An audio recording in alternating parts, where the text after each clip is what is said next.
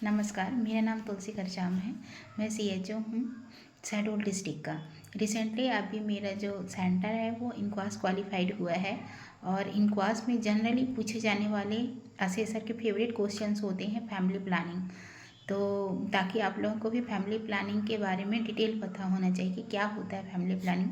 हालांकि आप सीएचओ हैं, आप लोगों को पता होगा, लेकिन मोस्टली उसमें बहुत सारी चीज़ें होती हैं जिसके कारण हमारे फैमिली प्लानिंग में नंबर्स कम आते हैं। तो चलिए हम देखते हैं कि हमारे असेसर के द्वारा फैमिली प्लानिंग में ज़्यादातर कौन से क्वेश्चंस पूछे जाते हैं।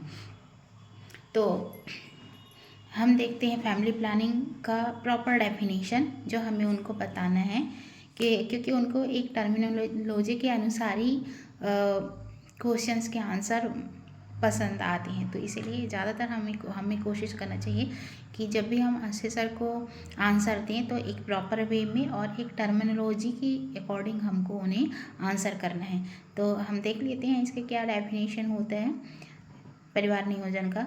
तो परिवार नियोजन का अर्थ है गर्भ निरोधक या जन्म नियंत्रण के अन्य तरीकों के माध्यम से परिवार में बच्चों की संख्या और उनके बीच में अंतर को नियंत्रण करना फैमिली प्लानिंग या परिवार नियोजन कहलाता है।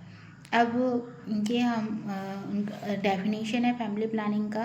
और अब हम ज़्यादातर जो फैमिली प्लानिंग के जो क्लाइंट्स आते हैं हम उनको काउंसलिंग प्रोवाइड करते हैं, जो कि हमारे 12 सर्विस में फैमिली प्लानिंग है। तो हमारा मेन रोल इसमें होता है काउंसलिंग करना। तो जो फैमिली प्लानिंग का जो हम काउंसलिंग करते हैं तो उसका एक संक्षिप्त वर्ड है जिसको हम बोलते हैं गैदर एंड ब्रीड अप्रोच। तो यह एक संक्षिप्त एक्रोनॉमी बोल सकते हैं या फिर रूप है जिससे हमें काउंसलिंग के मुख्य चरण याद करने में मदद मिलती है। तो चलिए हम देख लेते हैं गैदर का क्या मतलब होता है और ब्रीड का क्या मतलब होता है। ये गैदर और ब्रीड ये दोनों ऐसे संक्षिप्त वर्ड हैं जिसके द्वारा हमें फैमिली प्लानिंग के क्लाइंट्स को काउंसलिंग करने में मदद मिलता है। तो चलिए हम देखते हैं गैदर का क्या मीनिंग होता है। Gather GATHER gather. गैदर में हम देखते हैं क्या है। जी का मीन्स होता है ग्रीड करना। जो भी हमारे क्लाइंट्स आते हैं या पेशेंट आते हैं हमें उनको स्नेहपूर्वक क्या करना है, उनसे बात ग्रीट करना है एवं बैठने के लिए बोलना है और उनको विश करना है। स्नेहपूर्वक हमें प्यार से उनके साथ हमको बातचीत करना है। तो ये हो गया हमारा ग्रीड। देन नेक्स्ट है ए मीन्स होता है आस्क। अगर हमारे पास क्लाइंट आते हैं तो हमें पूछना है कि आप क्यों और किस लिए आए हैं। तो उनकी जो भी परेशानी है उसके बारे में हमें उनको क्या करना है, पूछना है। और अगर फैमिली प्लानिंग से रिलेटेड है तो हमको ये भी क्वेश्चन पूछना है कि आपको फैमिली प्लानिंग की ज़रूरत क्यों पड़ी है। तो ये हो गया हमारा आस्क। नेक्स्ट आता है टेल। टेल मीन्स होता है बताना। तो हमें क्या है फैमिली प्लानिंग के तरीकों के बारे में बताना है और भी हमारे HWC में जो भी सुविधाएं प्रदान की जाती हैं तो उसके बारे में हमें उनको क्या करना है, जानकारी देना है, बताना है। देन नेक्स्ट आता है हमारा एच। एच मीन्स होता है हेल्प। हेल्प मतलब क्लाइंट की मदद करना। क्लाइंट को अपनी ज़रूरत के अनुसार सही तरीके के चुनाव करने में सहायता करना। जो भी हमारे पास बेनिफिशियरी या क्लाइंट आते हैं तो उनकी ज़रूरत के हिसाब से कौन सा मेथड उनके लिए सूटेबल होगा तो उसके लिए हमें चुनाव करने में हमें उनका हेल्प करना या मदद करना। H means. नेक्स्ट होता है ई मीन्स होता है एक्सप्लेन करना। एक्सप्लेन दैट मीन्स क्लाइंट के द्वारा चुनाव किए गए मेथड्स, जो भी मेथड्स उन्होंने चुनाव किया है जैसे कि छाया है, माला एम है, मेन कंडोम है, कॉपर्टी है। तो इनमें से जो भी मेथड्स का उन्होंने चुनाव किया है तो उसके बारे में हमें क्या करना है, उनको एक्सप्लेन करना है सही ढंग से एवं उसके उपयोग करने के बारे में विस्तार से हमें उनको क्या करना है, जानकारी प्रोवाइड करना है। देन नेक्स्ट लास्ट वन है आर मीन्स होता है return. Return that means follow up करना, देन डॉक्यूमेंटेशन करना। तो जो भी हमारे क्लाइंट्स हैं हमें क्या करना, हमें उनको फॉलोअप करना है। देन हमें एक डेट डिसाइड करना है कि ये क्लाइंट को इस तारीख को हमको फैमिली प्लानिंग के ये मेथड्स प्रोवाइड करना है। तो ये हमारा गैदर का पूरा मीनिंग्स है। एक बार और हम समराइज कर लेते हैं कि गैदर का क्या मीनिंग्स होता है। गैदर जो कि ये फैमिली प्लानिंग में यूज़ करने वाले एक संक्षिप्त रूप है, एक्रोनॉम्स है, ठीक है, जिसके द्वारा हम फैमिली प्लानिंग वाले क्लाइंट्स को काउंसलिंग प्रोवाइड करते हैं एंड काउंसलिंग प्रोवाइड करने में ये हेल्प करता है। देख लेते हैं। जी मीन्स होता है ग्रीट करना।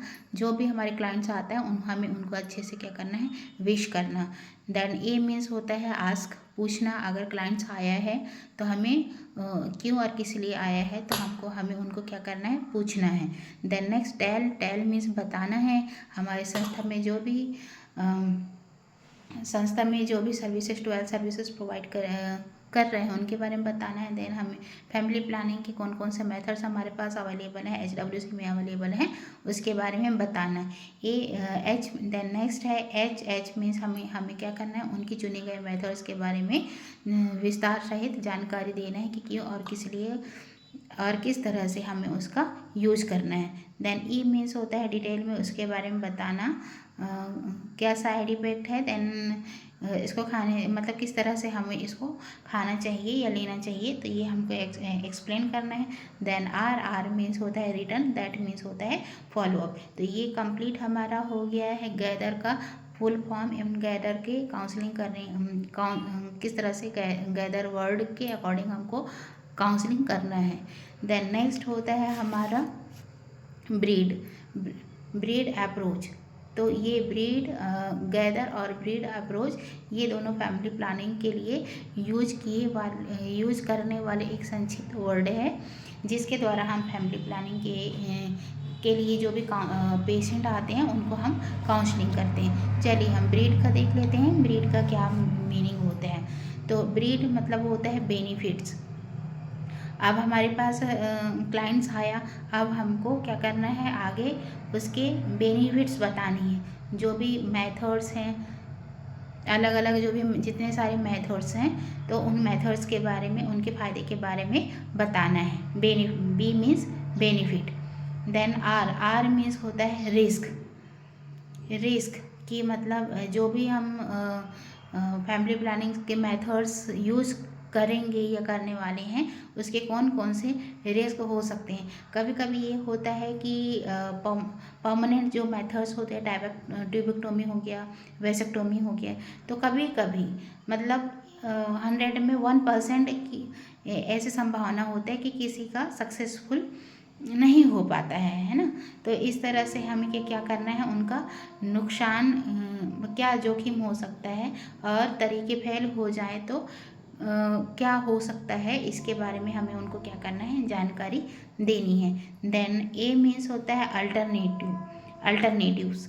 मतलब अगर जैसे हम कोई मेथड्स हमने चुनाव किया तो अगर वो मेथड्स अवेलेबल नहीं है तो उसकी जगह में हमें कौन सा मेथड, उसके विकल्प में कौन सा मेथड हमको यूज करना चाहिए।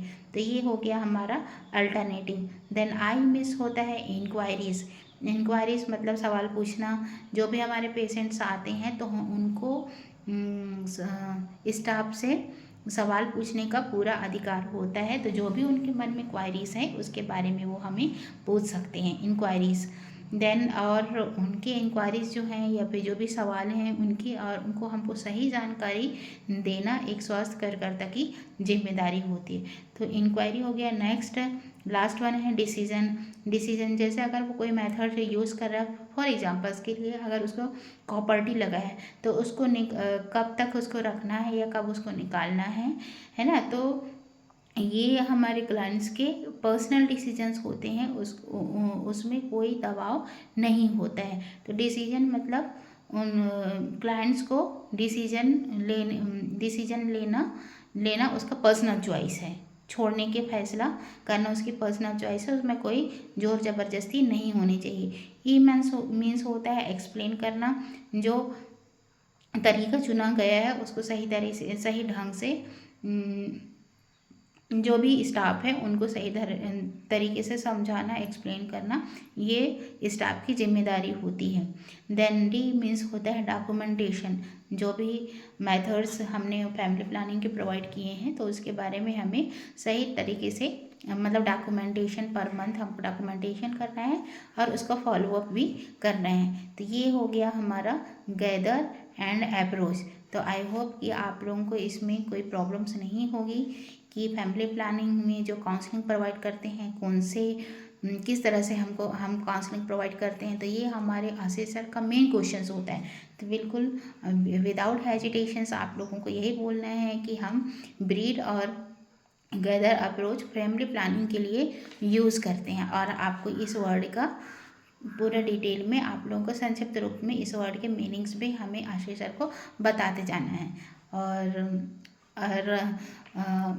इसमें एक चीज़ और भी है कि हम हर एक जनरली जो इनका सर्टिफाइड सेंटर्स हैं उसमें हमने देखे होंगे बकेट ऑफ चॉइस। तो हम बकेट ऑफ चॉइस भी रखते हैं। तो हमको अगर बेनिफिट्स आते हैं तो हमको बकेट ऑफ चॉइस भी रखना है। बकेट ऑफ चॉइस मीन्स होता है हमारे फैमिली प्लानिंग के जितने सारे मेथड्स होते हैं उस मेथड्स को हम बकेट ऑफ चॉइस में रखते हैं, सजा कर रखते हैं, ताकि हम जो भी बेनिफिशियरी क्लाइंट्स आते हैं तो हम बकेट ऑफ चॉइस को हम दिखा सकते हैं कि इसमें से मतलब हमारे पास ये मेथड्स अवेलेबल हैं और इसका इस तरह से हम यूज़ करते हैं। तो वो देख के फिर क्लाइंट को जो सही लगता है वो बकेट ऑफ चॉइस है वो अपना मेथड जो भी तरीका है उसका वो चुनाव करते हैं। धन्यवाद।